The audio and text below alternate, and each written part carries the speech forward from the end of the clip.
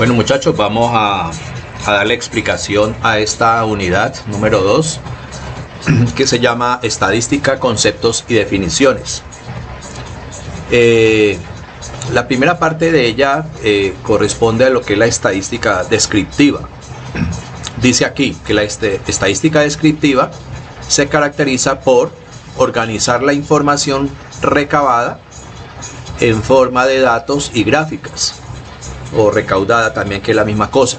Las gráficas pueden ser de diversos tipos, pueden ser histogramas como el que vemos aquí, que es un histograma, un polígono de frecuencia o de frecuencias como el que está aquí, ¿sí? Y al mismo tiempo está con un histograma, es decir, se puede utilizar en un mismo gráfico los dos tipos de gráficas. Aquí con estos polígonos que vemos acá podemos ver perfectamente que esto es un histograma, y la línea que une los puntos medios de la parte superior de cada uno de esos polígonos es una poligonal. Entonces a eso se le llama un polígono de frecuencia. Entonces habrán gráficos en los cuales podemos observar los dos simultáneamente, mientras que acá, por ejemplo, solamente está el histograma. Pero si uniéramos, por ejemplo, los puntos medios de cada uno de estos polígonos, ¿sí?, entonces estaríamos trazando también un polígono de frecuencia. Y por último, los diagramas con forma de torta, es decir, como el caso de este ejemplo que tenemos aquí. Entonces pueden observar que primero se saca porcentualmente la cantidad, por ejemplo, de acuerdo a los componentes que tiene, por decir algo, un suelo ideal, de acuerdo a este ejercicio, ¿sí? Entonces, después de determinarse los componentes del suelo de manera porcentual, entonces esas cantidades se trasladan a un diagrama de pastel, donde la persona visualmente, con un impacto visual muy claro, ve perfectamente, por ejemplo, cuál es el componente que más abunda en el suelo, ¿sí?, de acuerdo al tamaño que aquí estamos observando, y cuál es el que menor cantidad ocupa dentro de un suelo, ¿sí?, que sería en el caso de materia orgánica. ¿Listo? Bueno, también, por ejemplo, esto es sobre todo la primera caracterización de la estadística descriptiva. La segunda dice: describir los datos en rangos de frecuencias para facilitar su manejo, utilizar la aritmética para encontrar los valores más representativos de los datos a través de las medidas de tendencia central, así como analizar la dispersión de los mismos. Esto aquí sí es muy importante, ¿sí?, cuando se dice de que se va a utilizar la aritmética, porque básicamente, por ejemplo, para el manejo, como vamos a ver, de tablas en la próxima unidad, pues básicamente se necesitan, son operaciones aritméticas, no son cosas del otro mundo. Determinar la forma de las distribuciones, su simetría, si están centradas o sesgadas, o si son apuntadas o más bien aplanadas, ¿sí? Es, por ejemplo, en el caso de acá, ¿cierto? Uno ve como, por ejemplo, aquí la curva, cómo comienza a descender con respecto, por ejemplo, aquí estamos hablando de tiempo de espera versus clientes. ¿Listo? Entonces la curva le va a mostrar a usted el diagrama, por ejemplo, cómo es el comportamiento de eso, simplemente de una manera visual. Recuerden ustedes, por ejemplo, que durante esta época de la pandemia se estuvo hablando mucho de que se esperaba de que la curva se aplanara, ¿sí?, de que la curva se aplanara, o sea, por ejemplo, que la curva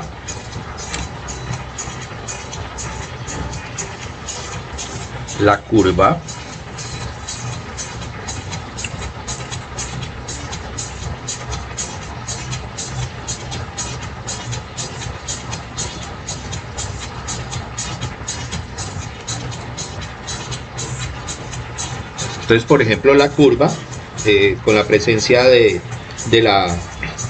COVID siempre mostró un comportamiento así, ¿no?, que era un comportamiento exponencial, es decir, que cada vez iba aumentando más. Entonces lo que se estaba buscando para poder terminar, por ejemplo, las cuarentenas en ciertos lugares del mundo, era que esa curva se empezara a aplanar. Entonces el hecho de que la curva se comenzara a aplanar, eso da un indicio de que ya los efectos sobre las personas estaba disminuyendo, ¿sí? Y lo que más adelante se buscaba era lógicamente esto. Pero lo que estamos viendo actualmente es que aparentemente se aplanó y ahora otra vez de nuevo vuelve la curva a crecer exponencialmente, sobre todo por ejemplo en Europa, ¿sí? Que es lo que está diciendo que es el segundo brote de la epidemia. Entonces las curvas muestran dentro de un análisis estadístico cómo se pueden llegar a comportar cosas como lo que estamos padeciendo desafortunadamente hoy.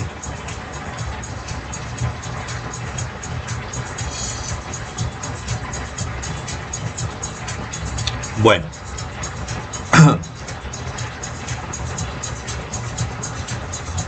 dice ahí también, dice allí también, también sirve para determinar la forma de las distribuciones. Ya habíamos leído esto sobre su simetría, si están centradas o sesgadas, o si son apuntadas o más bien aplanadas, lo que acabamos de explicar. Ahora, veamos para qué sirve la estadística descriptiva. Siempre que se necesite recopilar, organizar y presentar datos, la estadística descriptiva es esencial en áreas de la ciencia que trabajan con muchos elementos y cantidades, así como en gran parte de las actividades humanas, como son la economía, la política, la salud, el deporte y otras más. Por ejemplo, en el caso de la economía, ¿para qué sirve la estadística dentro de la economía? Dice, la estadística descriptiva se ocupa de registrar y organizar de manera coherente datos acerca de las poblaciones y sus edades, ingresos, inversiones, ganancias y gastos. Sí, mire todas las variables que se analizan desde el punto de vista de la economía. En un país, por ejemplo, es fundamental manejarse la estadística para poder determinar ciertos comportamientos económicos.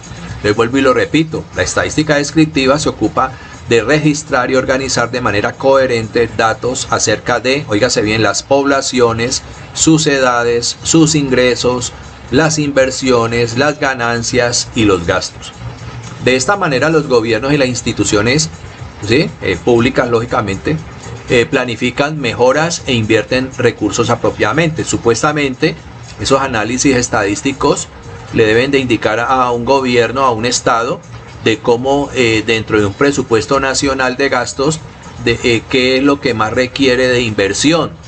Pero pues desafortunadamente ustedes saben que, por lo menos en nuestro país, cosas que de pronto estadísticamente ya se han demostrado que requieren de mayor inversión social, como es la educación y la salud, pues lógicamente no se le dan la prioridad que debía de ser, sino que se le dan a otros rangos muy diferentes, como es el caso, por ejemplo, del Ministerio de Defensa, donde se invierten billonadas cada año en cuestiones de las fuerzas militares y no se invierten propiamente en educación, en seguridad de las ciudades, por ejemplo, y tampoco de salud.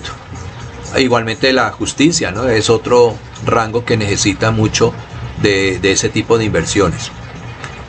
Con su ayuda se realiza el seguimiento de compras, ventas, devoluciones y eficiencia de los servicios. Por tal motivo, la estadística es indispensable en la toma de decisiones.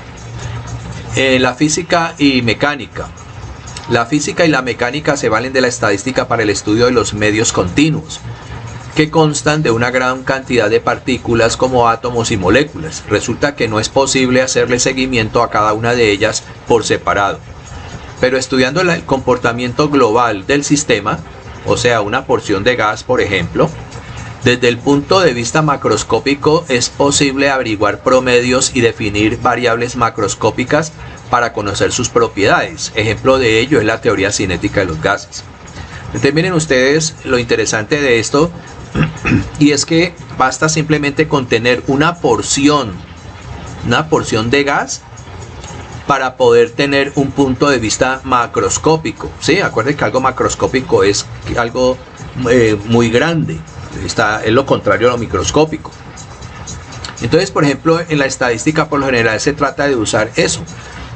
Se toman pequeñas muestras de la población o ciertas muestras de la población, y de acuerdo, por ejemplo, a las preguntas que se le haga a esa muestra de la población y los resultados que se saquen, se puede manejar hacia un punto de vista más macro, ¿sí? Es decir, para tomarse en decisiones, usted en un país no necesita, por ejemplo, encuestar a 50 millones de personas. No, ustedes pueden darse cuenta que muchas veces las encuestas se hacen con 1.000, 2.000, 3.000 personas, y sobre esa base se saca ya un resultado que prácticamente, según ellos, las empresas que encuestan van a dar una proyección macroscópica de lo que es el análisis de la variable que se esté revisando allí.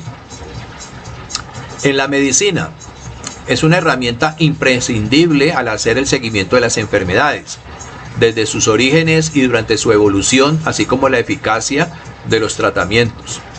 Las estadísticas que describen las tasas de morbilidad, ¿sí?, de curación, tiempos de incubación o desarrollo de una enfermedad, la edad en que suele aparecer y datos por el estilo son necesarios al diseñar tratamientos más eficaces. Entonces, lógicamente, miren ustedes que a través de la estadística se le hace seguimiento a cierto tipo de enfermedades, cómo se originan, a quién ataca, posiblemente, por ejemplo, el sexo que más ataca, por ejemplo, con lo del COVID.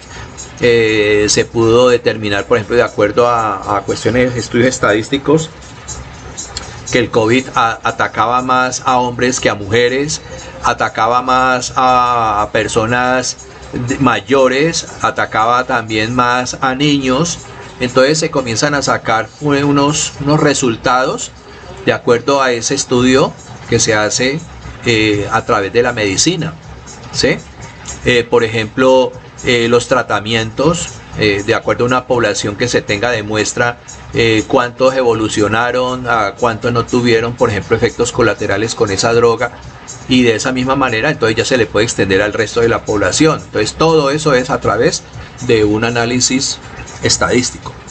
En la nutrición, una de las muchas aplicaciones de la estadística descriptiva es registrar y ordenar datos acerca del consumo de alimentos en las distintas poblaciones.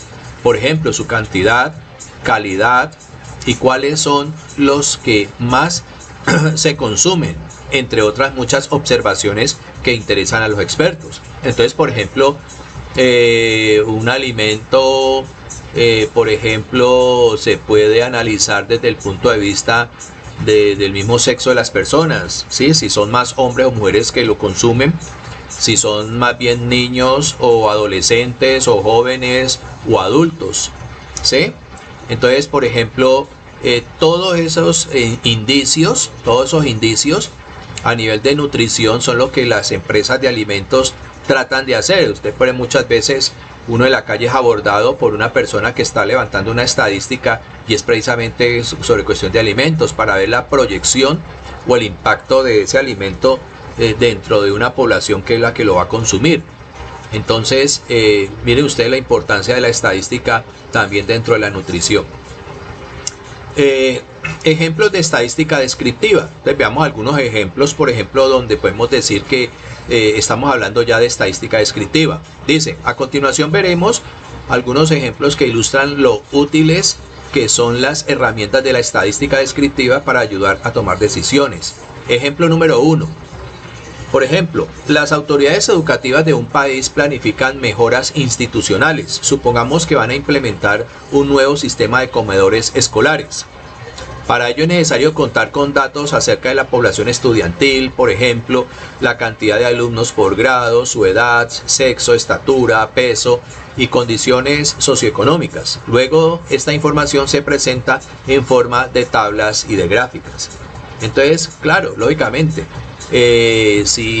por ejemplo, en el PAE, que es el programa de alimentación escolar, que se le da a los estudiantes de instituciones educativas públicas prácticamente en todo el país, lógicamente, antes de hacerse una contratación, por ejemplo, de una persona que es la que va a proveer de esos alimentos, se tiene que hacer un análisis estadístico de cuál es la población sobre la cual se va a manejar ese tipo de alimentación. Por ejemplo, cuál es la edad que más abunda, por ejemplo, si hay más niños de preescolar o niños de básica primaria, o ya muchachos de secundaria. ¿Por qué? Porque ya los niveles de alimentación de acuerdo a las edades tienen que ir cambiando, ¿no es cierto? De acuerdo, por ejemplo, a las necesidades, de acuerdo a la jornada que lógicamente se maneje, porque hay jornadas de pronto más largas que otras. Entonces, eso es lo que básicamente las autoridades educativas deben de manejar a primera instancia, ¿no? Una planificación institucional para poder, por ejemplo, proveer de planes de alimentación escolar. Ejemplo número 2. Para hacer un seguimiento del equipo de fútbol local y hacer nuevos fichajes, los directivos llevan un registro del número de partidos jugados, ganados, empatados y perdidos, así como el número de goles, los anotadores y cómo consiguieron anotar, si era de tiro libre, de media cancha, penales con pierna zurda o derecha, entre otros, ¿sí? Entonces, por ejemplo, cuando nos referimos a hacer un fichaje, es decir, es a la contratación que se hace de un jugador de fútbol. Entonces, lógicamente, un directivo de un equipo de fútbol, cuando va a realizar con su equipo de directivo también, donde está el entrenador y otro tipo de personas, ellos tienen que, si ya tienen, por ejemplo, la vista puesta en un jugador de fútbol determinado, entonces tienen que empezar a hacer todo ese estudio, ¿cierto? Por ejemplo, sobre todo, lo que más le importa, si va a ser un delantero, pues que tiene que hacer goles, y si es un defensa, pues tiene que evitarlos, y si es un arquero, pues lógicamente también evitarlo. Entonces ellos no van a contratar, por ejemplo, a un arquero que en todos los partidos le hacen goles, ¿sí? O un defensa que todo el mundo le pasa por un lado y va a anotar, o un delantero que no coge adelante pues nada y no hace absolutamente ningún gol, que es lo que se necesita. Entonces ese jugador de fútbol se somete a ese tipo de estudio, ¿no? Que la cantidad de partidos que ha jugado, donde los partidos que se han ganado, donde ha estado, o donde los partidos que se han perdido, o los partidos que se han empatado, ¿sí? El número de goles que hace, los pases, gol, ¿no? Las asistencias que llaman hoy por hoy. Puede ser que un tipo de esos no sea muy brillante haciendo goles, pero es un gran asistente de goles, es decir, al pasar siempre la bola a una persona adelante, por lo general la otra persona anota, que también es muy importante. Entonces miren ustedes que todo eso se hace a través de un estudio estadístico. Ejemplo número 3. Dice, una heladería dispone de varios sabores de helados y quiere mejorar sus ventas. Por lo tanto, los dueños llevan a cabo un estudio donde cuentan la cantidad de clientes, los separan en grupos por sexo y rango de edades. En dicho estudio se registra, por ejemplo, el sabor del helado favorito y la presentación más vendida, por ejemplo. Sí, por ejemplo, hay gente que le gusta esos helados en estrellas, otros en vasos en conos, otros en vasos de plástico, otros les gusta con frutas, etcétera. Entonces, y con esos datos recabados planifican las compras de los sabores y los envases y accesorios necesarios para su preparación. Entonces, una heladería grande, por ejemplo, primero tiene que planificar es eso, cuál es el tipo de helado que más se consume de acuerdo a su sabor, porque ellos no van a estar invirtiendo grandes cantidades de dinero en un tipo de helado que la gente no consume, ¿sí? O de acuerdo a la presentación. Entonces todo eso se basa en un estudio estadístico. Mire usted, para un negocio que puede ser lógicamente una heladería. Conceptos básicos de la estadística descriptiva. Entonces esto, por favor,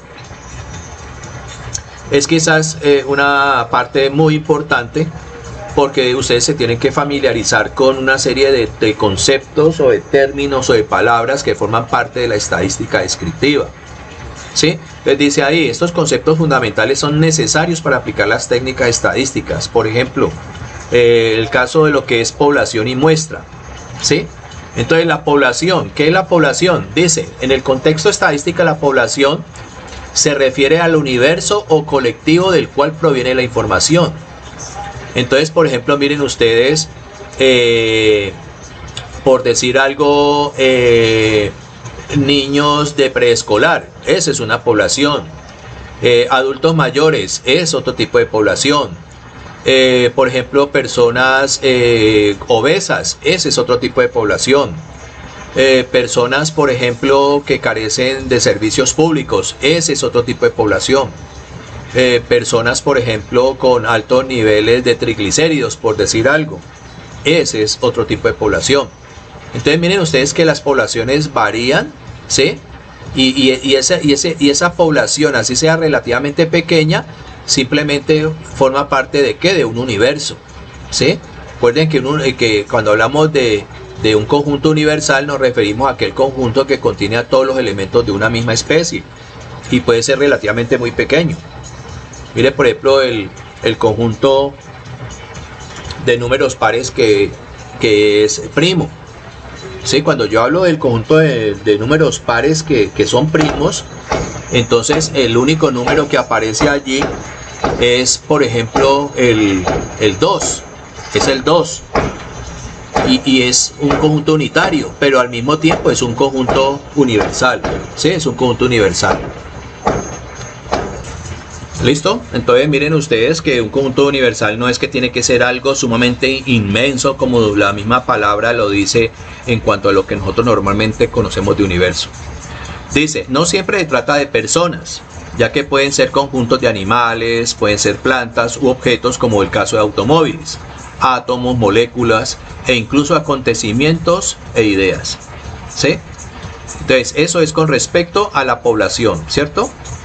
Y la muestra es cuando la población es muy grande, entonces se extrae de ella una muestra representativa y se analiza sin perder por ello información relevante. Entonces miren ustedes, por ejemplo, lo que hablamos más arriba. Por ejemplo, las empresas encuestadoras a nivel de cuando vienen los periodos de elecciones presidenciales. Entonces, los candidatos muchas veces contratan empresas para que exista un estudio de la población, ¿sí? Y con base en los resultados de ese estudio más o menos se vea cuál es la tendencia de las personas por quién van a votar. Entonces el problema muchas veces de las encuestas es que las encuestas desafortunadamente a veces les falta seriedad y son encuestas amañadas, sesgadas, que van a favor de ciertos candidatos. ¿Para qué? Para mostrarle a la población cuál es la tendencia de la población hacia ese candidato. Entonces hay gente, por ejemplo, que vota simplemente no por un candidato en particular, sino que simplemente votan por el candidato que va a ganar. ¿Por qué? Porque nunca quieren estar con un candidato que va a perder. Entonces a ellos no les importa qué tipo de candidato sea ese, sino que simplemente votan por él. ¿Por qué razón? Porque vieron que en una encuesta esa persona iba encabezando la encuesta, ¿sí? Entonces por eso muchas veces, por ejemplo, se hace una encuesta a través de un medio de comunicación y luego se hace una encuesta con otro medio de comunicación y se ve desafortunadamente que son al final encuestas totalmente distintas cuando se preguntaba lo mismo. Entonces, ¿quién tiene la razón allí? Si es la encuesta A o es la encuesta B. Entonces, ese es el bendito problema de las encuestas, sobre todo en Colombia, que muchas veces las encuestas son manipuladas para favorecer, por ejemplo, a una persona o a otras personas. Entonces, lo que dice allí es que cuando la población es muy grande, por ejemplo, el caso de Colombia, que es una población de casi 50 millones de habitantes, pues es casi imposible realizar, por ejemplo, una encuesta con casi los 50 millones de personas. Lo ideal sería eso, pero es muy difícil. Entonces se toma una muestra. Entonces una muestra puede ser de 3.000, 4.000 personas. Y con base en eso, entonces ya se dan unos resultados y dicen ellos que esa es la tendencia del resto de la población. Entonces miren ustedes, por ejemplo, el DANE, por ejemplo, cuando hace el censo de población, hay personas donde a su casa nadie nunca llegó el empadronador, es decir, la persona que empadrona es el encuestador.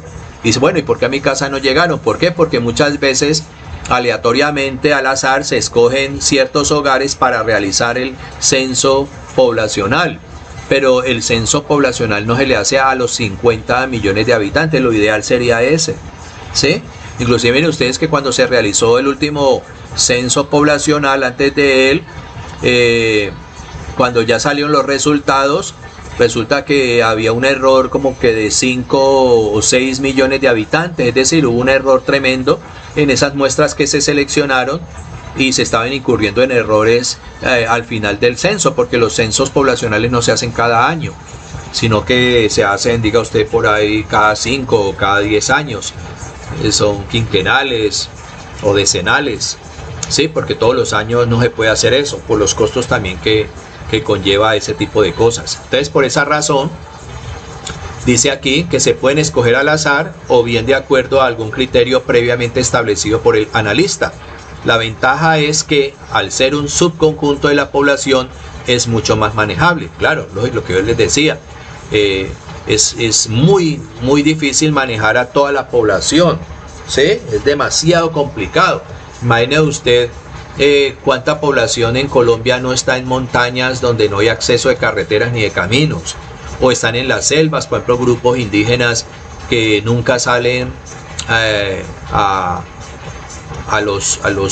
las poblaciones, a las ciudades, sino que viven en su entorno de selva, o personas que viven, por ejemplo, en las costas donde solamente se puede llegar por vía marítima.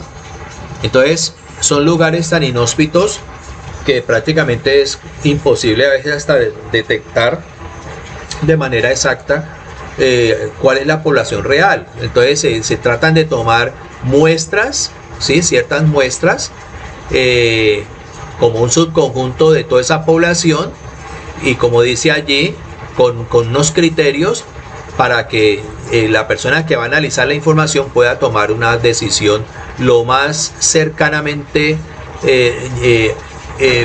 posible, que llegue a lo que es la realidad de toda la población.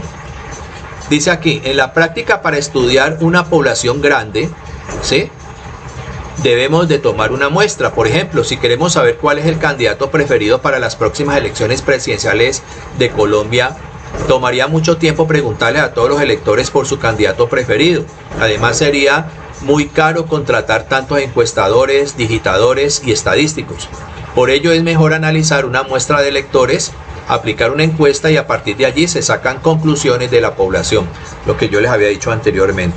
Entonces muchas veces dice, usted ve en la televisión, no, que de acuerdo a la encuesta realizada por la empresa X, por ejemplo, va encabezando la preferencia para ser el presidente de la República a fulano de tal.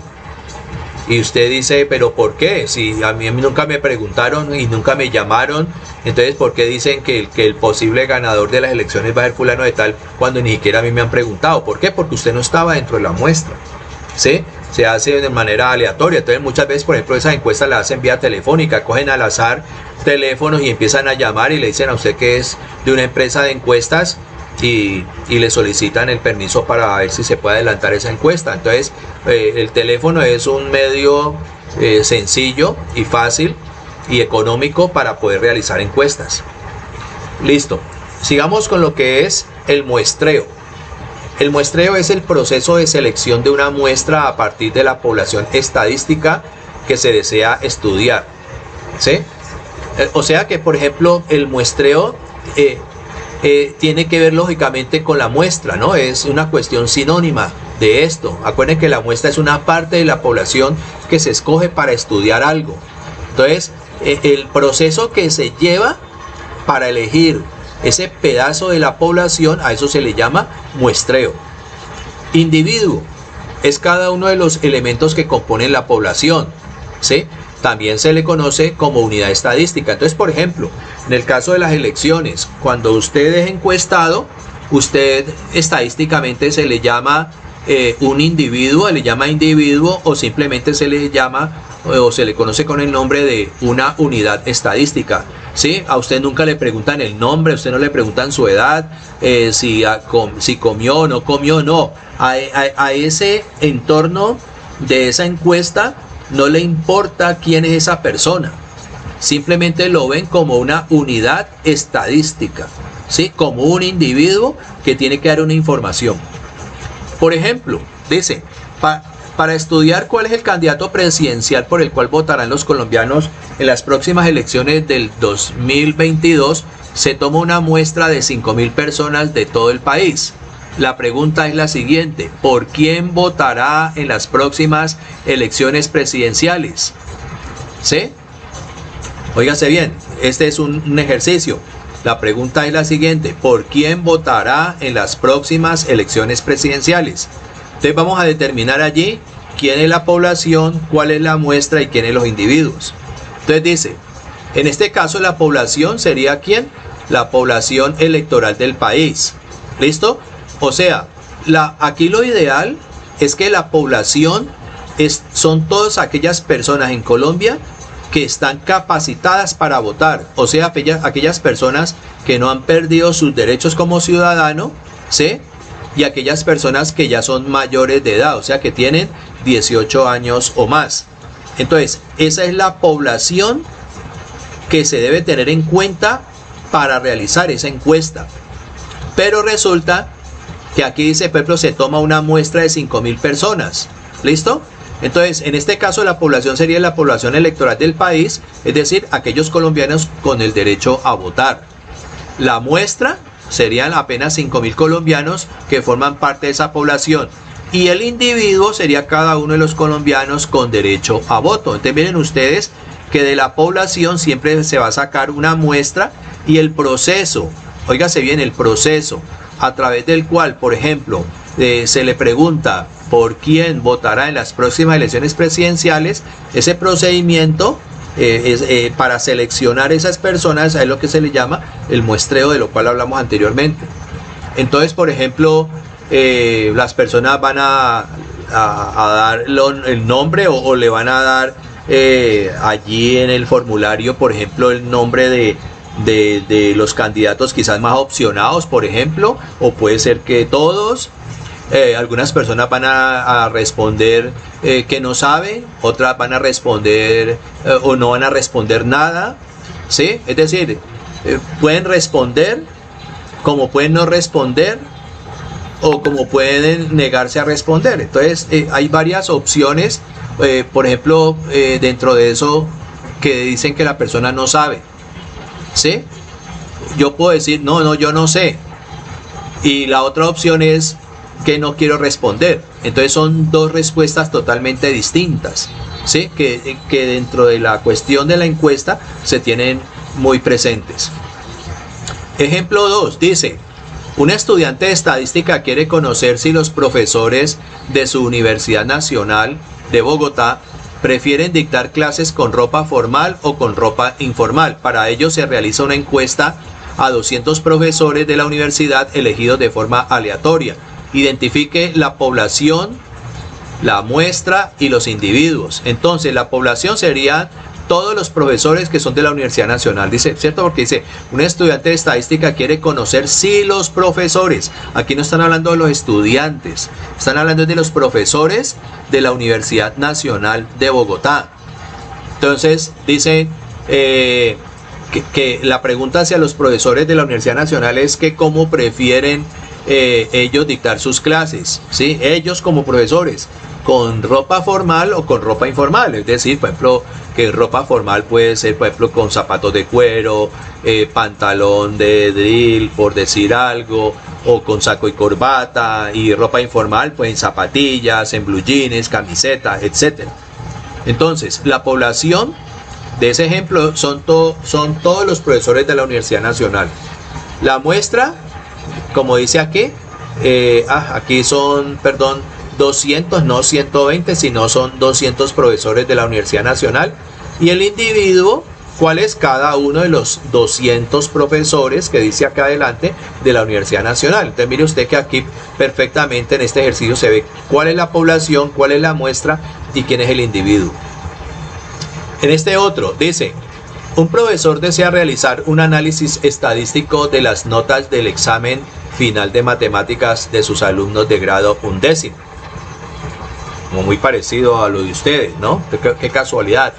Un profesor desea realizar un análisis estadístico de las notas del examen final de matemáticas de sus alumnos de grado 11º. Por ello, o para ello, coloca todas las notas obtenidas en Excel y usa las funciones y herramientas estadísticas.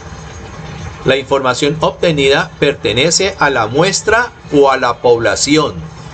Entonces miren ustedes, mire usted que aquí estamos hablando de que un profesor realiza un análisis estadístico de las notas de examen final de sus alumnos de grado 11º. O sea que, ¿qué significa eso?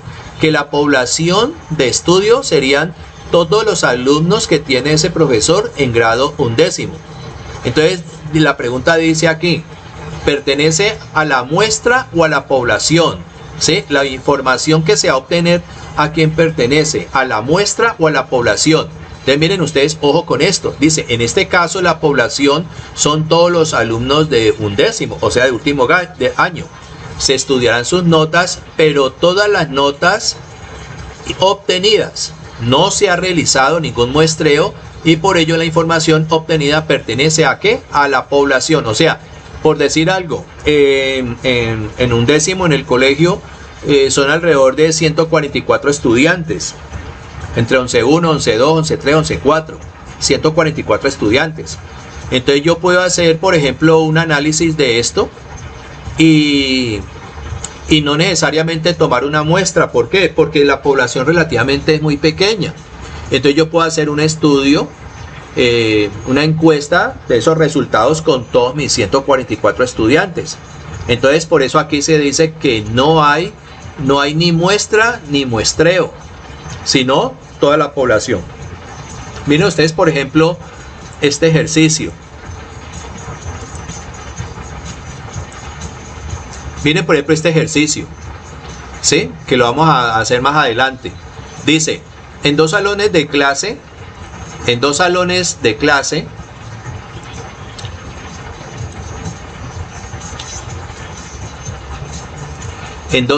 de clases con 100 estudiantes se presentan las siguientes calificaciones de 1 a 10 en un área determinada.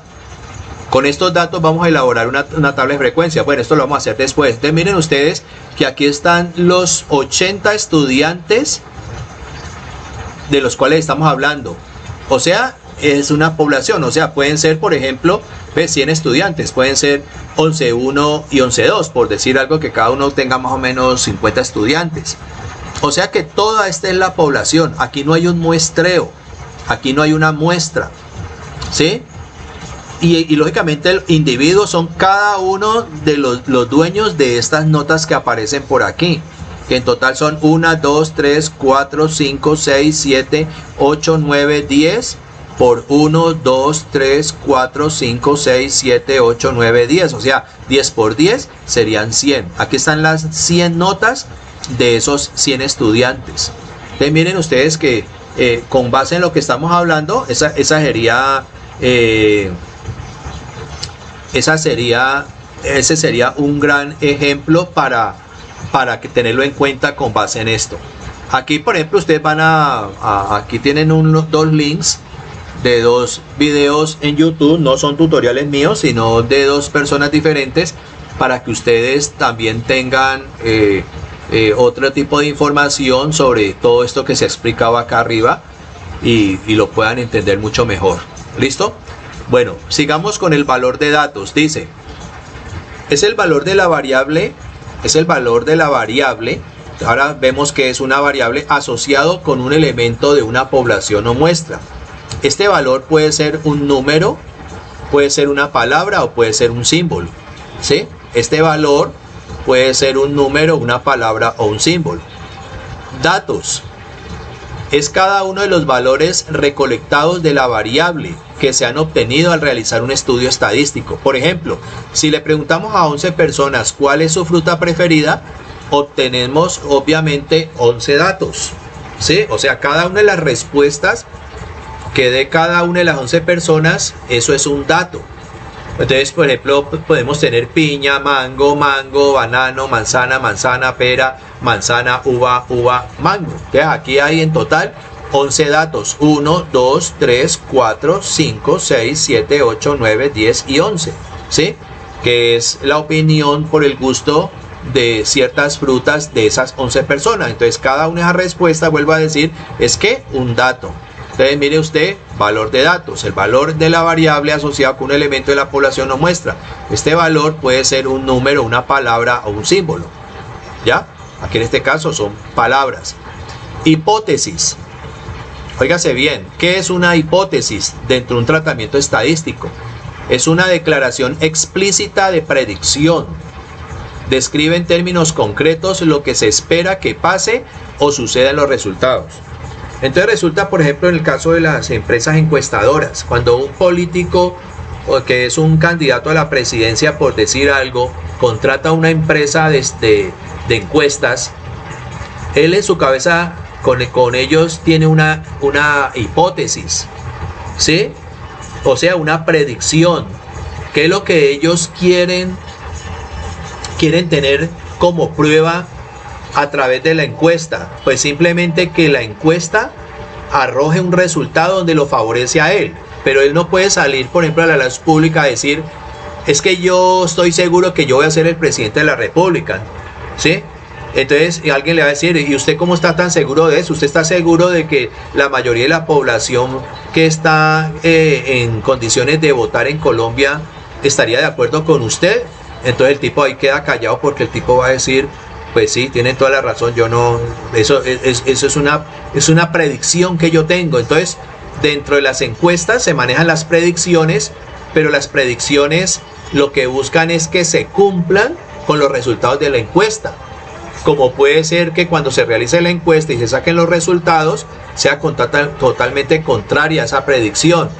O sea que fue por lana y salió trasquilado, ¿sí? Como ocurrió en estos días en un programa de Vicky Dávila de Semana, que ella hizo una encuesta a través de Semana o de Twitter, creo que fue a través de Twitter, de la cuenta de ella, y buscando entre las personas que votaran allí, tal vez entre 1 y 2 días, no se sabe de cuánto iba a ser la muestra, lógicamente porque eran todos aquellos que entraran, y buscaba a través de ese resultado en su interior ella tenía una predicción por quién los colombianos iban a votar en el año 2022, ¿sí? Porque ella en su cabeza maneja muchas veces unas preferencias políticas, ¿sí? A veces su posición es sesgada y todo el mundo se da cuenta hacia qué lado de la política en Colombia ella está. Entonces ella hizo la encuesta para tener un resultado paralelo a otra empresa de encuestas que ya había hecho y había arrojado un resultado. Entonces ella quería que su encuesta coincidiera con la encuesta que ya se había hecho, ¿sí? ¿Para qué? Para ya tener, por ejemplo, argumentos de decir que ya habían 2 encuestas y esas 2 encuestas arrojaban como ganador quizás de las elecciones presidenciales a X persona, por decir algo. No voy a ponerme a hablar de nombres aquí.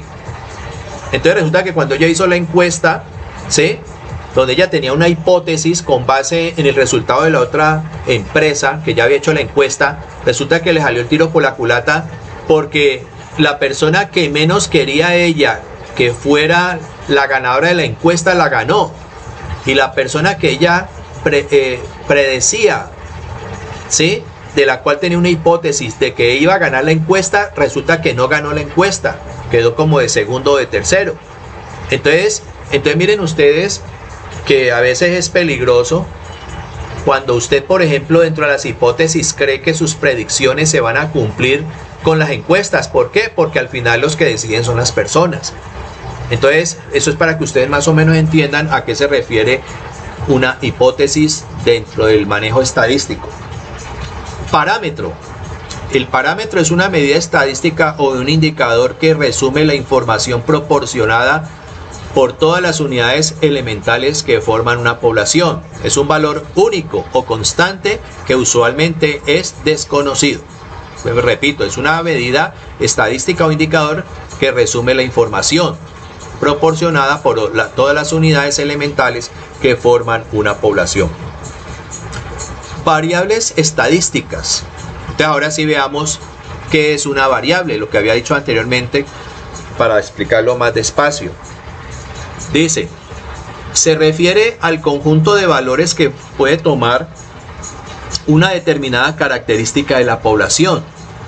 Un estudio puede contener diversas variables, por ejemplo, la edad, el sexo, el peso, el nivel académico, el estado civil, los ingresos, la temperatura, el color, el tiempo y muchísimas más. Entonces, todo eso que está aquí resumido son variables que se estudian dentro de ¿qué?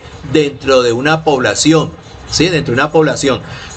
Y dentro de esa población, ¿qué es lo que se hace? Se toma una muestra que es la que va a dar un resultado al final y se dará una proyección macroscópica como si se hubiera analizado toda la población. Entonces miren ustedes todo el tipo de variables que hay aquí. Entonces veamos por ejemplo este gráfico. Dice, las variables pueden ser de diferente naturaleza. Así hay criterios para clasificarlas y darles el tratamiento más adecuado. Entonces, por ejemplo, tipos de variables. Hay dos tipos de variables. Las variables cualitativas y las variables cuantitativas. Entonces, miren ustedes que las variables cualitativas hacen referencia a ¿qué? Como su propio nombre lo está diciendo, a una cualidad. Mientras que las variables cuantitativas hacen referencia a ¿qué? A una cantidad, ¿sí? A un número. Mientras que aquí es a una cualidad. Esa es la diferencia entre estas dos. Y las cualitativas, a su vez, pueden ser de tipo ordinal, que ahora vamos a ver, y de tipo nominal. Y las cuantitativas de tipo discreto o de tipo continuo. Entonces hay variables cuantitativas discretas, variables cuantitativas continuas, variables cualitativas ordinales o variables cualitativas nominales. ¿Listo? Aquí en este gráfico se resume todo eso.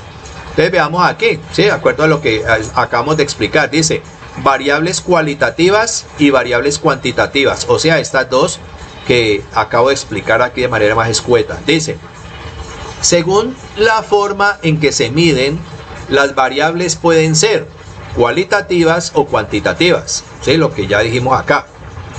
Las variables cualitativas representan cualidades tales como el estado civil, por ejemplo, de una persona. O sea, el decir que uno es casado o es soltero o es viudo está determinando un estado civil de la persona, y eso ¿qué es? Es una cualidad, no una cantidad. Por ejemplo, entonces puede ser soltera, casada, divorciada o viuda. En cambio, las variables cuantitativas se les puede medir, como por ejemplo el caso de la edad, el tiempo, el peso, los ingresos y otro tipo de cosas más, ¿sí? Entonces, por ejemplo, a mí me pueden medir mi peso, me pueden medir mi estatura, ¿sí? Me pueden medir la inteligencia, me pueden determinar, por ejemplo, el tiempo que se demoran las personas desde su casa hasta el lugar de trabajo. Se puede hacer una encuesta sobre eso para ver cómo es el comportamiento de los tiempos en los desplazamientos, o por ejemplo determinar, estudiar el ingreso económico de las personas. Entonces todo esto que tiene que ser con números se refiere a variables cuantitativas, y a lo de las cualidades, como ya lo explicamos aquí, entonces son las cualitativas. Ahora sí veamos qué es lo que es una variable cualitativa ordinal, o sea, variable cualitativa ordinal. Dice, es aquella que presenta valores no numéricos, obviamente, porque si ya estamos hablando de una variable cualitativa, no puede tener números. Con esta palabra cualitativo, nada de esto que está aquí puede llegar a tener números, ¿sí? Es aquella que presenta valores no numéricos, pero existe, óigase bien, un orden. La palabra ordinal significa orden. Por ejemplo, ¿cuáles son los números ordinales? Primero, segundo, tercero, cuarto, quinto, sexto, séptimo, octavo, noveno, décimo. ¿Sí ves? Cuando estamos hablando del orden de las cosas, estamos hablando de una variable cualitativa ordinal. Entonces, por ejemplo, dice aquí, un ejemplo, el lugar que ocupa un piloto de motos en una carrera. Entonces, cuando un tipo compite en una carrera de motos o de carros, ¿sí? O una carrera de atletismo, puede quedar de primero, de segundo, de tercero, de cuarto, de quinto, de sexto, de décimo, de último, ¿sí? Porque eso es lo que se pretende en una competencia de motos, de carros o de atletismo. Llegar de primero, no llegar de último. Entonces aquí estamos haciendo referencia a ¿qué? A un valor cualitativo, ¿sí? Porque estamos aquí hablando de una cualidad, el lugar que ocupa de manera ordinal, que serían estas las posiciones en las cuales puede llegar. El grado de satisfacción laboral en una compañía. Miren, el grado de satisfacción laboral en una compañía puede ser, ustedes por ejemplo, ustedes le pueden preguntar cuál es su grado de satisfacción laboral donde usted trabaja. Entonces, yo puedo colocar allí para que me respondan muy satisfecho, satisfecho, regular, insatisfecho, muy insatisfecho o arrepentido. ¿Sí? Yo puedo colocar estas variables 1, 2, 3, 4, 5 y 6, ¿sí?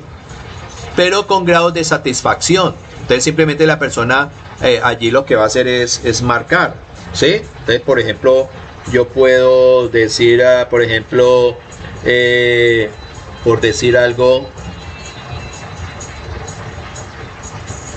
muy satisfecho, satisfecho, regular, insatisfecho, muy insatisfecho o arrepentido, ¿sí? Y entonces aquí al frente, por ejemplo, la persona va a marcar, no puede marcar todo, ¿no? Sino, una persona puede decir arrepentido, ¿sí? Porque puede ser que ninguno de las anteriores lo satisfaga, sino que se arrepintió de haber trabajado, por ejemplo, en esa empresa. O puede marcar satisfecho, o puede marcar regular, o está feliz dentro de la empresa, ¿sí? Entonces una de ellas solamente va a marcar. Entonces de esa manera, por ejemplo, estamos haciendo caso de que de una variable, óigase bien, de una variable cualitativa ordinal, ¿sí? Ordinal. Bueno, veamos esta otra. Dice variable cualitativa nominal. Entonces, acuérdense que aquí tampoco pueden ir números porque todavía todo esto es cualitativo. Dice, es aquella que presenta valores no numéricos, otra vez, pero no existe un orden.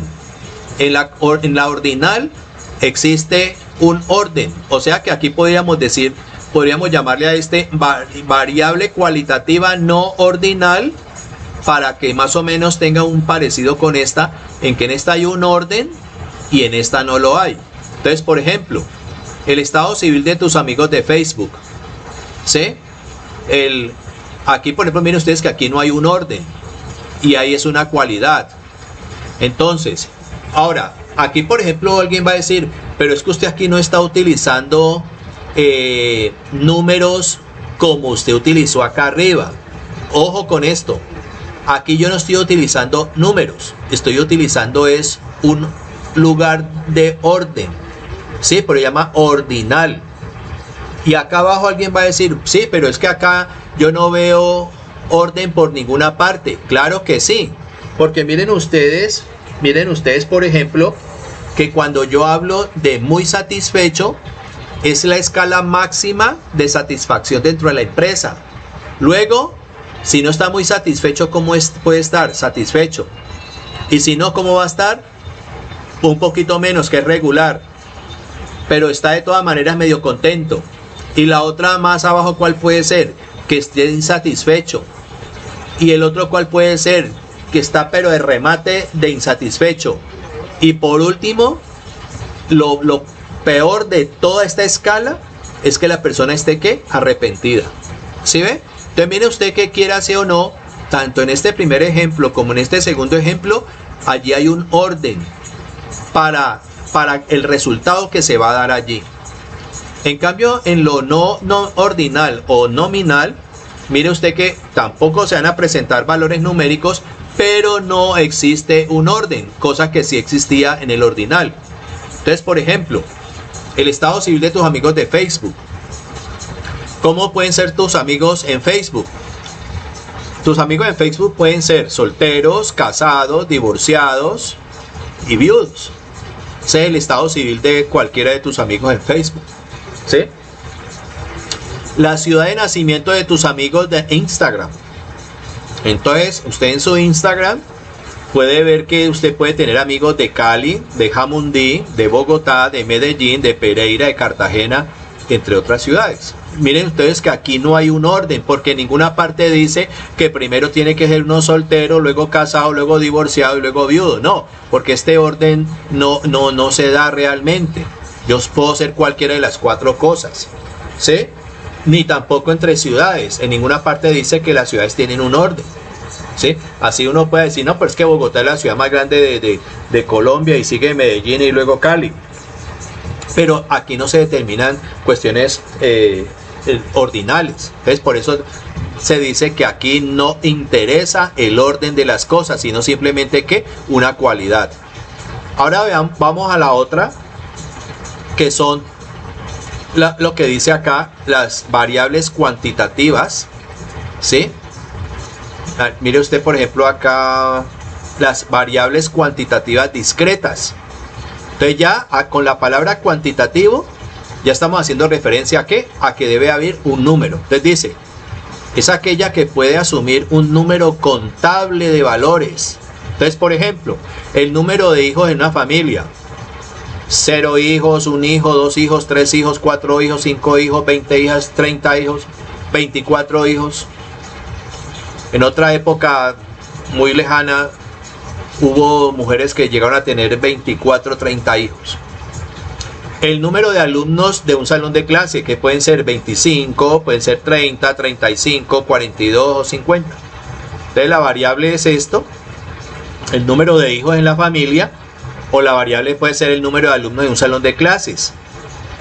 Y este resultado es numérico, ¿sí? Es numérico. Mire usted que aquí es numérico, aquí no le están diciendo por ninguna parte que sea ordinal, porque aquí de esto no depende orden. Ya otra cosa es que le digan a usted, por ejemplo, usted entre sus hermanos, ¿qué lugar ocupa? ¿Sí? Entonces yo digo, yo soy el mayor, yo soy el primero.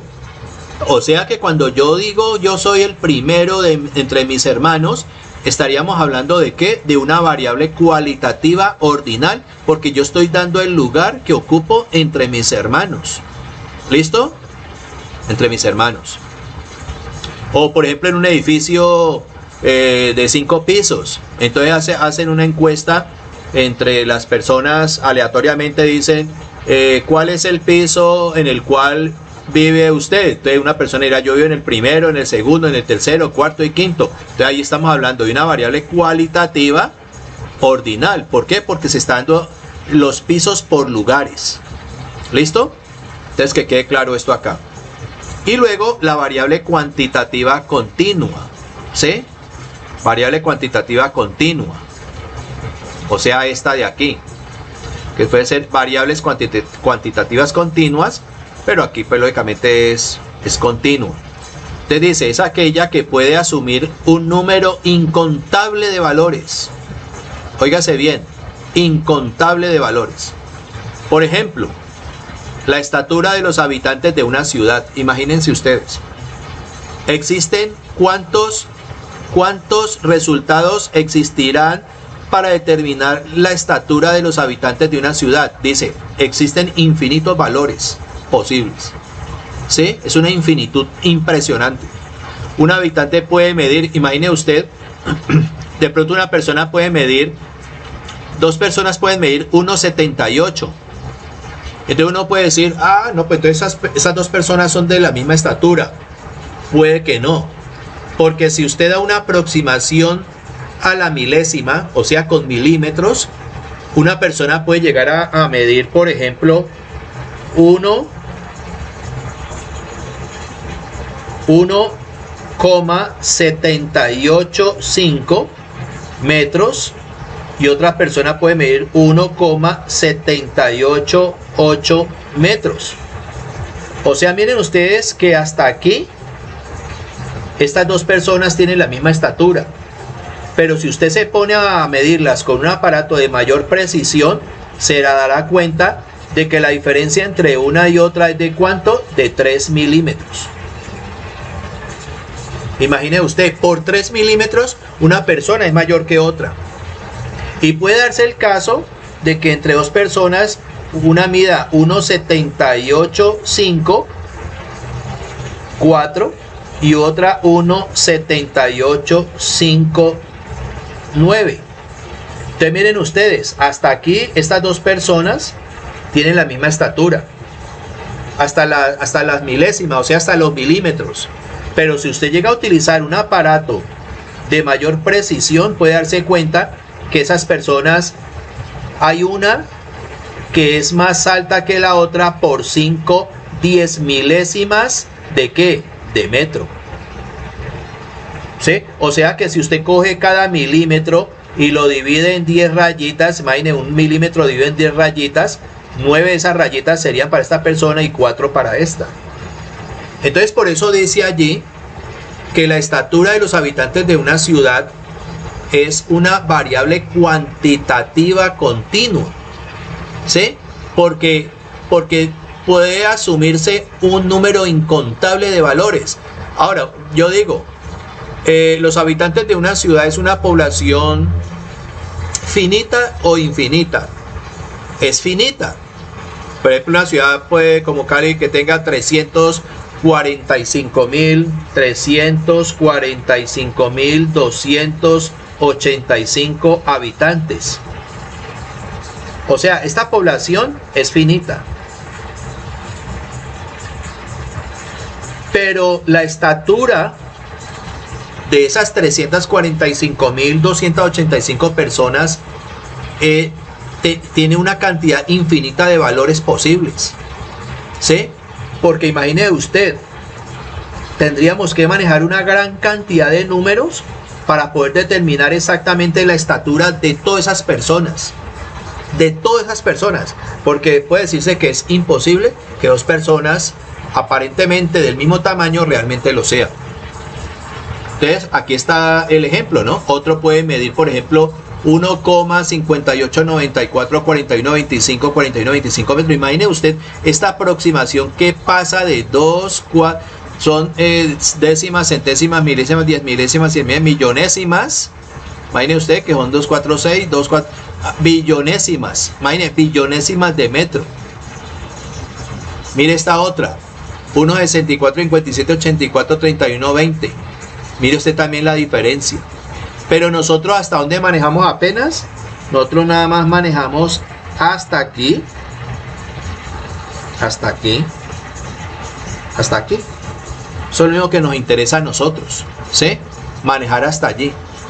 Pero en la realidad, si vamos a decir, no es que necesitamos con exactitud la medida de las personas, tendríamos que utilizar más parámetros dentro de ella. Bueno, existen infinitos valores posibles, es decir, un número incontable de valores. Acuérdense ustedes que hay infinitas posibilidades. Óigase bien lo que estoy diciendo. Hay infinitas posibilidades para medir a esas personas de esa ciudad. Pero los valores que se van a encontrar son un número incontable de valores. ¿Sí? Es un conjunto demasiado grande y por ser tan grande es difícil de contar, pero es finito. Dice aquí otro ejemplo, el ancho de las puertas producidas en una fábrica. Existen infinitos valores posibles. Una puerta puede medir 95.24513 centímetros y otra puerta puede medir 9641. Entonces miren ustedes, aquí nada más, por ejemplo,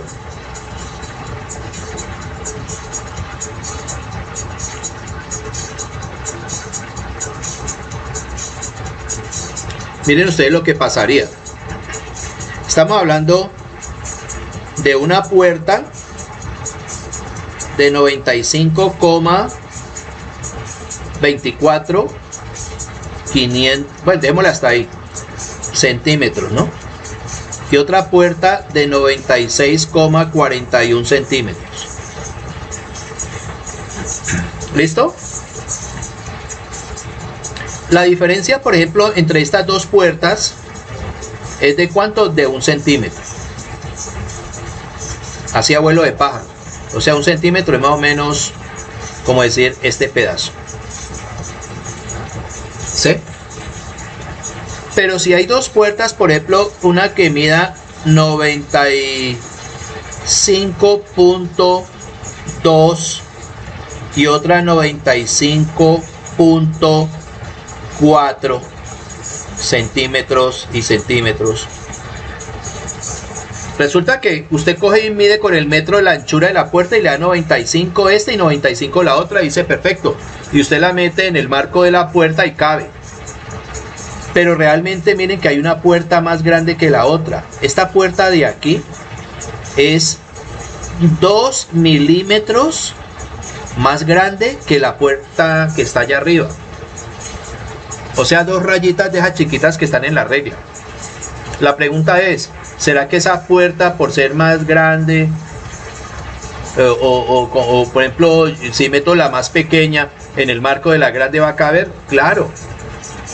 Y si de pronto, por ejemplo, en el marco que yo he medido de 95 centímetros de ancho, que no va a ser preciso porque yo voy a utilizar un marco, por ejemplo, diga usted, por decir algo, de 95.5, en ese marco de 95.5 entra esta puerta y entra esta puerta, a pesar de que las dos puertas no son del mismo tamaño, porque hay una puerta que es 2 milímetros más ancha que la otra, pero con eso y todo no hay ningún problema para que la puerta entre en el marco donde se iba a colocar la otra.